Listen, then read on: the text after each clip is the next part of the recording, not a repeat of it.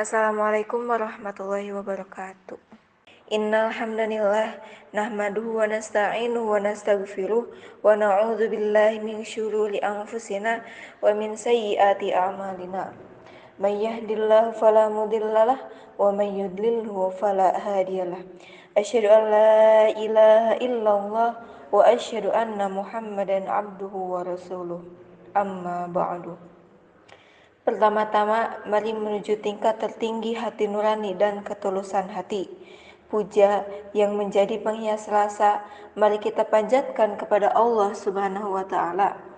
Puji yang menjadi penghias hati, mari kita panjatkan kehadirat Allah yang Maha Suci, dan syukur yang menjadi penolak takabur, mari kita panjatkan kehadirat Allah Rabbul Ghafur. Salawat beserta salam semoga tercurah limpahkan kepada junjungan alam, tidak lain dan tidak bukan pendobrak kebatilan, penegak keadilan, yakni Habibana wa Nabiyana wa Maulana Muhammad sallallahu alaihi wasallam. Tidak lupa kepada keluarganya, sahabatnya, tabi'in dan tabiatnya, dan semoga kita selaku umatnya yang diberikan syafaatul uzma di yaumil kiamah. Amin ya Allah ya rabbal alamin. Bapak dosen yang saya hormati serta teman-teman yang saya banggakan, semoga Allah muliakan. Amin ya Allah ya rabbal alamin. Saya di sini akan membawakan sebuah materi dengan tema manusia menurut pandangan Islam. Hadirin rahimakumullah. Sesungguhnya manusia itu diciptakan oleh Allah dalam bentuk yang sempurna dan sebagai khilafah di bumi, dan telah dijadikan bumi seisinya untuk tunduk kepada manusia. Allah Subhanahu wa taala berfirman, "Laqad khalaqnal insana fi ahsani taqwim." Yang artinya, sesungguhnya kami telah menciptakan manusia dalam bentuk yang sempurna.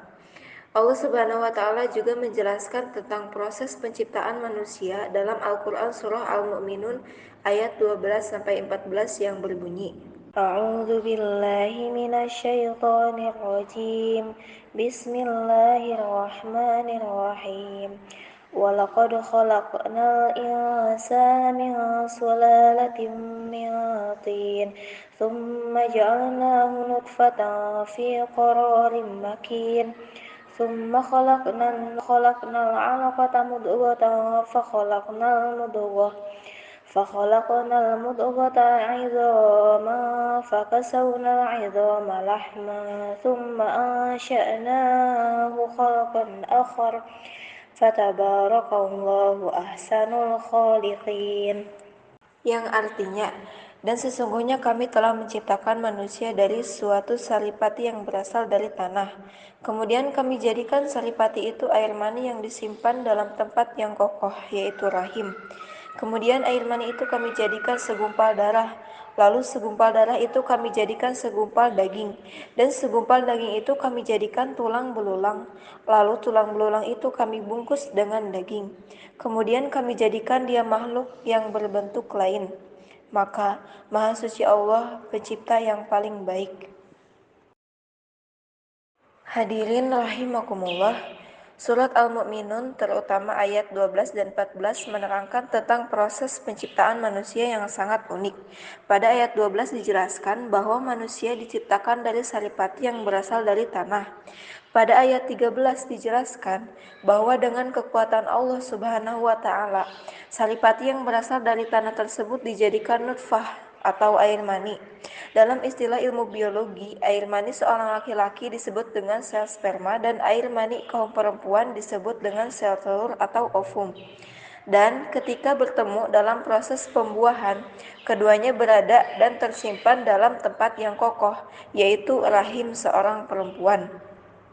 Kemudian ayat 14 menjelaskan bahwa ketika telah berada di dalam rahim seorang perempuan dalam waktu tertentu atau 40 hari, nutfah tersebut berkembang menjadi alaqah atau segumpal darah.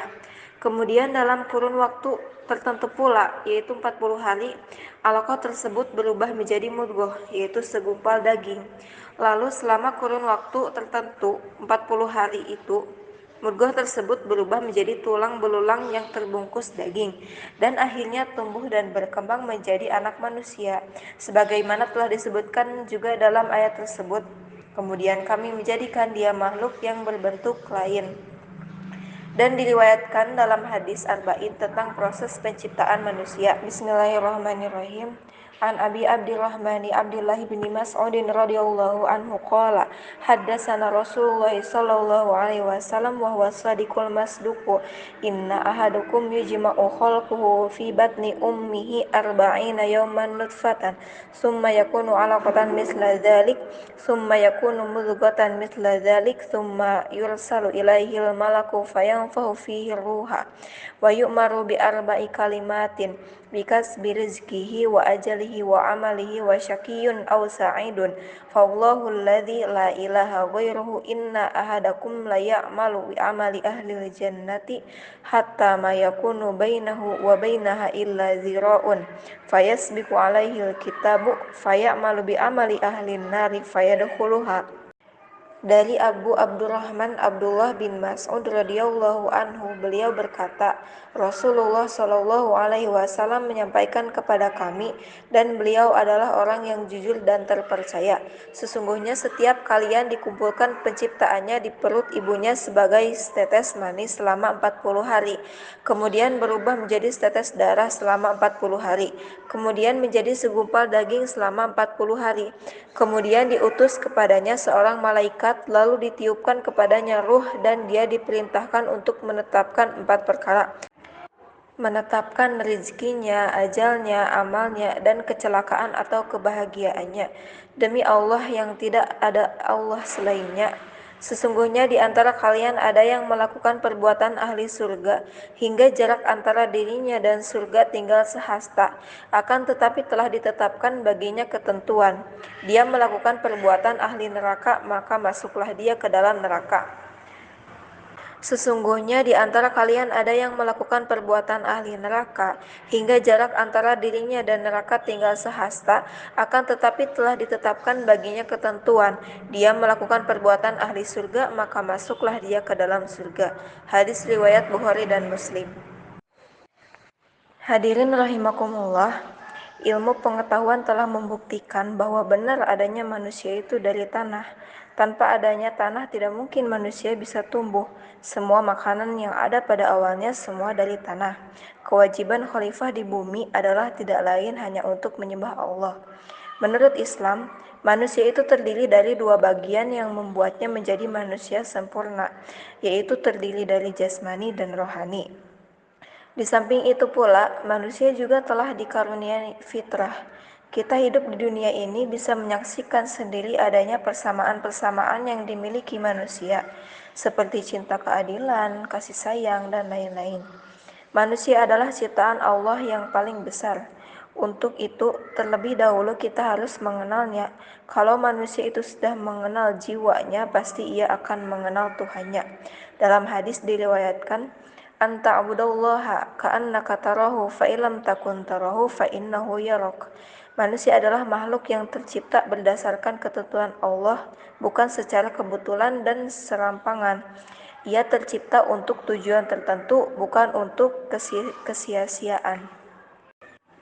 Hadirin rahimakumullah, bisa disimpulkan bahwa Allah menciptakan manusia dari unsur tanah. Manusia adalah makhluk yang paling mulia dengan kesempurnaan akal dan kolbu serta fitrah kesucian yang mampu mengantisipasi semua gejala dan amarah nafsu yang dapat mengangkatnya mencapai derajat mulia dari semua makhluk ciptaan Allah. Tidak ada yang harus disombongkan oleh manusia, karena manusia diciptakan dari unsur tanah dan akan kembali ke tanah. Manusia dilengkapi Allah dengan perasaan dan kemauan atau kehendak. Dengan akal dan kehendaknya, manusia akan tunduk patuh kepada Allah. Tetapi dengan akal dan kehendaknya juga, manusia dapat tidak percaya, tidak tunduk dan tidak patuh kepada kehendak Allah, bahkan malah mengingkarinya atau menjadi kafir. Oleh karena itu, apakah kita sudah menjadi manusia berguna, beriman dan juga bertakwa?